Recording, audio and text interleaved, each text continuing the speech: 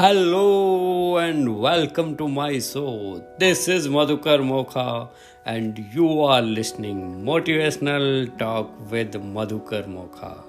नमस्कार दोस्तों, स्वागत है आपका, अभिनंदन है आपका। और मुझे ढेर सारे जवाब मिले लोगों के कि आखिर राजा जी ने कालूराम नौकर को क्यों निकाला, जबकि उसने तो उसकी जान बचाई थी। जी हाँ दोस्तों, कल के एपिसोड की कहानी के मुझे ढेर सारे उत्तर मिले हैं। आज सबसे पहले हम उसी क्यूरोसिटी को पूरा करेंगे कि आखिर राजा ने वफादार कालूराम नौकर, जिन्होंने उसकी जान बचाई थी, फिर भी उसे क्यों निकाला।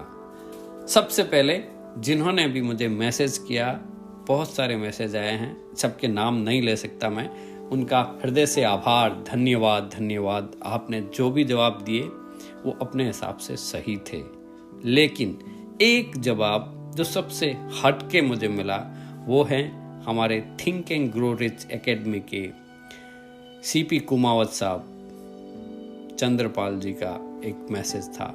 उन्होंने सही पकड़ा। उन्होंने कहा कि कालूराम का काम था किले में रात्रि का पहरा लगाना। हाँ जी, और रात में पहरा लगाते वक्त अगर सपने आए, इसका मतलब वो ड्यूटी नहीं कर रहा था, वो सो रहा था, तभी तो सपने आए। यस, ये छोटी सी चीज थी, लेकिन इसके पीछे बहुत ही गंभीर सीखने की बात है। It's not for fun. थोड़ा सा गहराई में जाना है। अभी हम इसको कनेक्ट करते हैं कि ऐसा नहीं है कि उसने जान बचाई ना बचाई, क्या किया। बात यह है, कई जवाब ऐसे भी थे कि उसकी काली जुबान थी, कई ढेर अलग अलग आए थे जवाब मेरे पास। सभी का हृदय से आभार। लेकिन आप ये सोचिए, वह रात्रि का पहरेदार था, सो रहा था, इसलिए ड्यूटी नहीं कर रहा था। हाँ, यही समय है समझने का। थोड़ा सा स्पिरिचुअल कनेक्ट करते हैं। मैं आपसे पूछता हूं, जी हां, आपसे ही पूछ रहा हूं, क्या आप जाग रहे हैं? खुद से पूछें, स्वयं से पूछें, क्या आप जाग रहे हैं?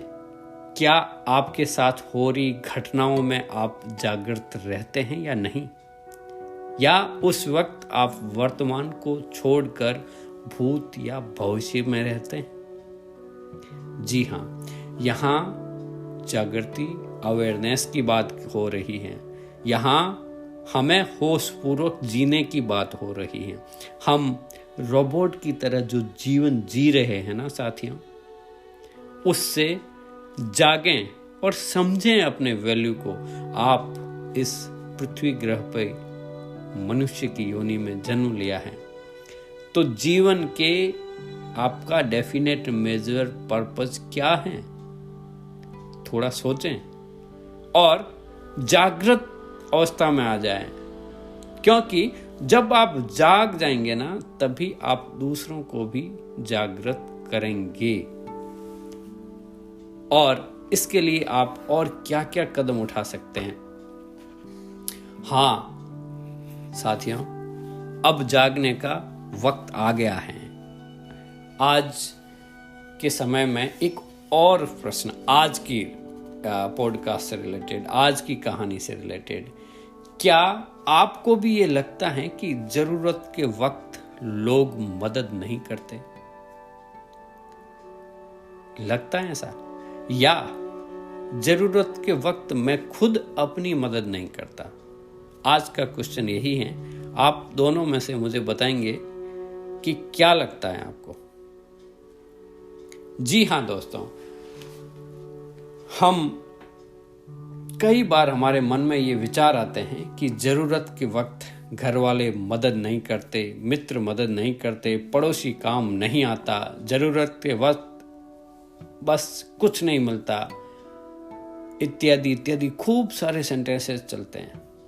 लेकिन आप ध्यान से देखना कि क्या लोग मदद नहीं करते या हम खुद अपनी मदद नहीं करते। जब आपको लगता है कि आपको जरूरत है और लोग आपकी मदद नहीं कर रहे हैं, तब आपको पहले यह देखना है कि आप खुद की मदद कर रहे हैं कि नहीं। जब आप इस तरह देखना शुरू करेंगे, मनन करेंगे, तब यह बात आपके समझ में आएगी कि असल में जरूरत के वक्त आप खुद की मदद नहीं करते हैं। कैसे? यह देखें कि आप ऐसा क्या कर रहे हैं जिसकी वजह से आपको अपनी मदद नहीं मिलती। अभी आप में से कई लोगों को लगेगा कि मैं खुद की मदद कैसे नहीं करता हूं। जी हाँ, सुनिए आगे कि किसी से भी जब मदद नहीं मिलती है तब आप नकारात्मक विचारों से घिर जाते हैं, आपको गुस्सा आता है, आप घंटों इसी विचार में सोचते रहते हैं कि इस तरह आप अपना बहुत सारा समय व्यर्थ गंवाते हैं। यही कारण है कि आप खुद की मदद नहीं कर पाते। उल्टा यह सोचने की वजह आप नकारात्मकता फैलाते हैं, अपने जीवन में दुख को आमंत्रित करते हैं। इस तरह की इच्छा से मुक्ति पाने से लिए पहले लोगों से मदद पाने की अपेक्षा को समेट लें और खुद की मदद करना शुरू करें। हाँ, अब खुद की मदद कैसे करें इसका भी एक उदाहरण से समझें कि कोई आपको बताता है कि रोज 20 मिनट के लिए कम से कम ध्यान मेडिटेशन में बैठना चाहिए, परंतु यह आपको कठिन लग रहा है, यानी आप खुद की मदद नहीं कर रहे हैं। जब आप सोचेंगे कि मैं 20 मिनट ही ना सही, कुछ मिनट तो कम से कम ध्यान कर सकूं, कुछ मिनट तो मेडिटेशन में बैठ सकूं, फिर जब आप कुछ मिनट बैठना शुरू करेंगे तब आप खुद की मदद करने लग जाएंगे। वरना ध्यान में बैठना नहीं हो रहा है, यह सोचकर आप एक्सक्यूज पे बहानों पे बहाने बनाकर और फिर इस सोच के साथ दुखी इंसान बनकर खुद की मदद से दूर चले जाते हैं। इसलिए सबसे पहले तो आपको खुश होना पड़ेगा, खुश होना है। जितना समय आप ध्यान कर पा रहे हैं उसके लिए आभार व्यक्त करना है, ग्रेटिट्यूड देना है, धन्यवाद देना है। जी हाँ, क्या आपने ये सोचा है कि जीवन में यदि चंद लोग आपका सहयोग नहीं कर रहे हैं, इसका मतलब यह नहीं है कि चंद लोगों की ही दुनिया है। जीवन में कई लोगों को और परिस्थितियों से जुड़ा होता है और वातावरण और प्रकृति भी हर कदम पर सहयोग करती हैं, पर हम इसे नजरअंदाज कर शिकायत करते हैं, कंप्लेन करते हैं कि कोई मदद नहीं कर रहा है। जहां आप सांस लेते हैं, आपको ऑक्सीजन कहां से मिलती है? क्या पेड़ आपको मदद नहीं कर रहे हैं? जिस जमीन पर आप चलते हैं, क्या वह सहयोग नहीं कर रही है? जो भोजन आप कर रहे हैं, क्या यह पृथ्वी आपका सहयोग नहीं कर रही है? फिर भी ये विचार आता है कि मेरी तो कोई मदद नहीं कर रहा है। आप देखिए, गौर से देखेंगे ना तो आपके पास हर वो चीज जिसका आप उपयोग कर रहे हैं, आपका कुर्सी, चश्मा, टेबल, हाथ, घर की जो भी चीजें हैं, वस्तुएं हैं, सब लोग तो हैं। सच तो ये है साथियों कि संपूर्ण सृष्टि आपकी मदद कर रही है। हर कदम, हर पल, हर घड़ी, हर सांस, लेकिन आप इसकी ओर ध्यान नहीं दे रहे हैं। आप अपनी नकारात्मक भावनाओं की तरफदारी में ही तल्लीन हैं।